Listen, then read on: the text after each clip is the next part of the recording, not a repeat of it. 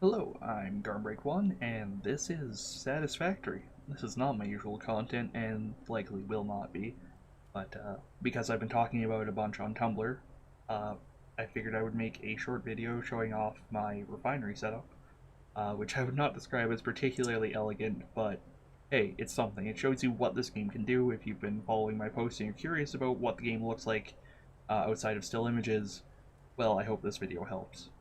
So, the refinery is a tier 4 or 5, I think, uh, thing, piece of technology. So that's about when you'd start working on that, probably about 10-ish hours into the game, if I had to guess, based on my experience. This is my refinery. This is where it all starts. There's some oil here, crude oil. I cannot mine that by hand because, it's oil. And it gets pumped up by the refinery here, which has that as its extraction rate. Anyway, I would tell you where I am, but I don't know. I'm sure there are names for all these places, but no idea. My space elevator is way the hay over there. So let's get back in the Explorer car here, and we'll follow along the pipe for a bit. So it goes off this way, around the mysterious rock thing that I should probably blow up, but it's surrounded by horrible monsters, so I don't. Oh lord. Um, the Explorer handles interestingly. Let's put it that way. So we follow this pipe by this horrible thing that spews gas, so I have to move relatively quickly, because your gas mask doesn't do anything in the car. And then as we cross my lovely bridge here, we see the first splendors of civilization. Those are coal generators off to the left. They are all set on standby, but they're still smoking. I don't know why. They're not getting any water, so they shouldn't be doing that. But oh lord. We're gonna leave the car there for a minute now that I've stuck it up on a rail, and I will deal with that later. So, the crude oil pipe, right there. You can tell by the black segments. These are actually kind of pump indicators. If I recall correctly, how wide these pieces are shows you how full the pipe is, and the rate at which they kind of pulsate and throb tells you how fast it's flowing through. So that all goes over here to...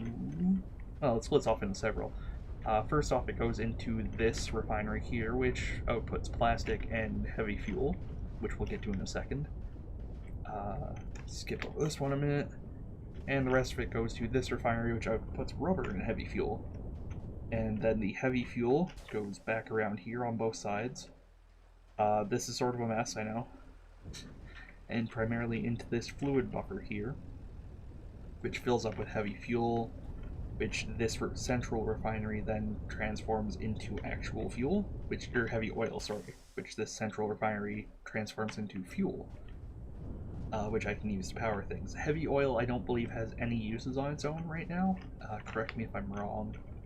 And then that goes into this fuel tanker here, which I'm going to climb up the side of, which then goes into my horrible tank farm, which was mostly built because there was a very long period where I could produce fuel but couldn't actually do anything with it, because I hadn't unlocked fuel generators or the ability to package it, like what you see there, but we'll get to that in a moment.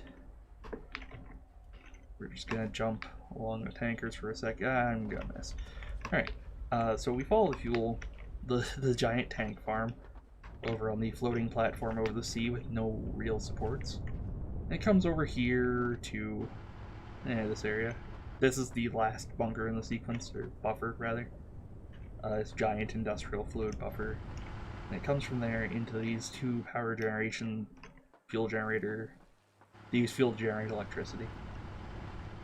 So that's handy. It's a good thing. What's this? Right, I know what that is. We'll get to that later.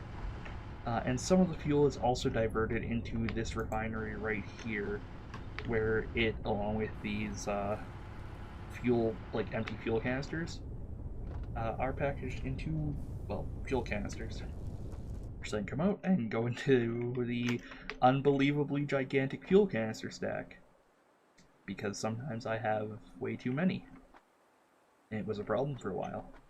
I think this large of a canister stack is actually not super useful right now. But anyway, so plastic that was produced by our initial fuel offerings gets sent over here, and then over to this constructor, where it's used to construct these fuel canisters, while half of it is sent off to the trucks, which are fueled by fuel canisters, and pick up plastic and rubber right here. Rubber is also sent over there. I believe some of my heavy oil is also diverted over this way. Yes. Some of the heavy oil from earlier is diverted over to this beast right here. I think? No. I'm confused. Where's the residual plastic coming from? I have another refinery somewhere that I built and then forgot about, which makes this not the best video in history. Right here. Yes, this refinery. This refinery right here also takes some crude oil and transforms some of it into fuel and some of it into what's called residual plastic, which gets transferred into the storage container stack that I'm standing on top of now, and then heads over this way where it gets combined with water from this extractor here to make plastic. It can also be transformed into rubber, but I did not need more rubber at all. And then it gets sent back this way on this giant and probably not super efficient conveyor belt. It's a Mark II conveyor, I believe. And then back down this way into the truck station, where it gets hauled back to my main area. Meanwhile, the fuel canisters, once they escape the prison that is the giant tower, some of them get sent over, well, not once they escape the prison. Some amount of them are sent over this ways to the other truck station. Originally, the truck station over on this side, and this is a crash drop pod thing. I decided to build my base around it largely for aesthetic reasons, but also because Horrible Gas Island was not a good place for a base. This truck station's initial purpose was to bring coal for the coal generators that initially powered this facility before it moved over to a full fuel power setup. So that's, that's nice. The last bits of coal are in that stack there, just in case. It's also there's a small box there because I ran out of materials when building the stack. Anyway, and then the fuel that is set to get transported to the main base gets hauled over to here, where it gets put into this tractor, which I have turned its autopilot off for the purpose of this, and I'm just going to turn it back on, and we're going to hop on top. And if all goes well, this should take us right back to the main base once it unwedges itself here, which might take a minute. You can do it, buddy. You can do it. It can't do it. Okay, well, we're just gonna hop in the thing, turn it around. Yes. And you can stand on top of these. It does make the physics a little wonky. In an earlier attempt to record this video, there were some odd issues where it kind of kick-flipped out from under me and got wedged inside a wall. So that's fun. So we follow these nodes, which you have to set up manually, basically, by hopping in the driver's, I'd say seat, but you stand for this one. Hopping in the driver's area and driving out the whole route. There's a second set of nodes for my other truck, which does my other tractor, rather, which does the plastic stuff. And there's horrible bees along the route, which is not ideal. So if I'm surfing on top here, I do have to kind of wail at them in case they get too close. If you're driving a vehicle, they completely ignore you. In fact, every creature does except for the spiders. Also, there are spiders. We shouldn't see any in this, thankfully. But yeah, right about here, as we start going up the slope, these weird little bee things kind of start to catch up with me. So I hit them with the really big stick. Alright, we should be good on those for now. And we, continue following this lovely route. These things are... oh no, these ones are going to charge at me. I'm on top of the vehicle, so it doesn't matter.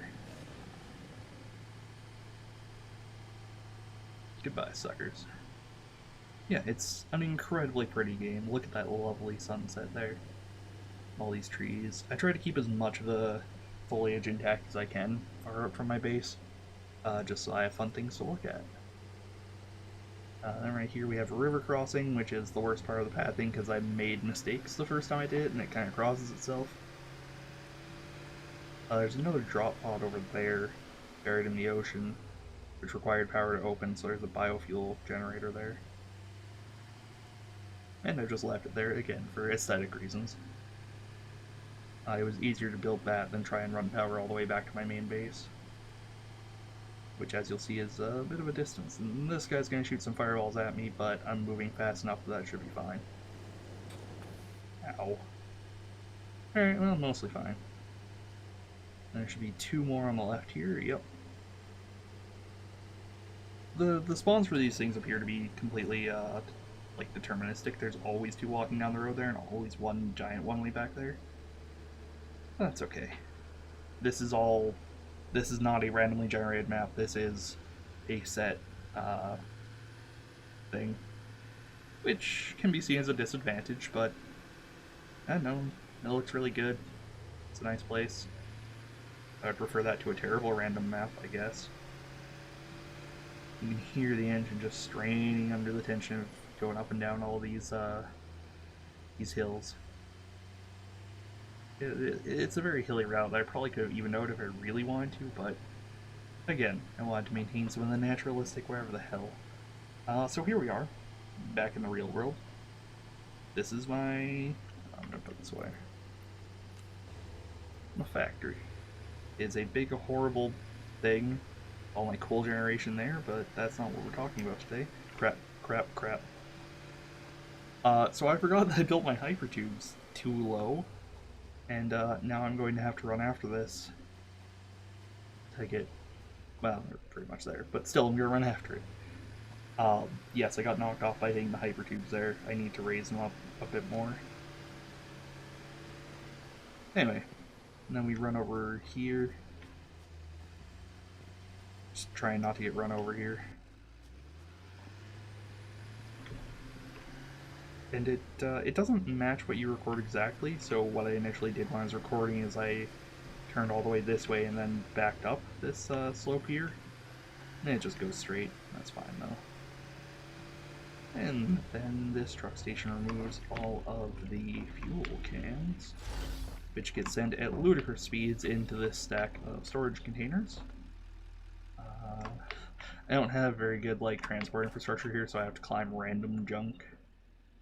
In this case, I have the storage containers, and they come out here, go into the refinery that unpacks them, into this fluid buffer here, while the used cans go over to that, which just kind of shreds them in return for stuff I can buy cosmetics with, and then into this fuel generator here.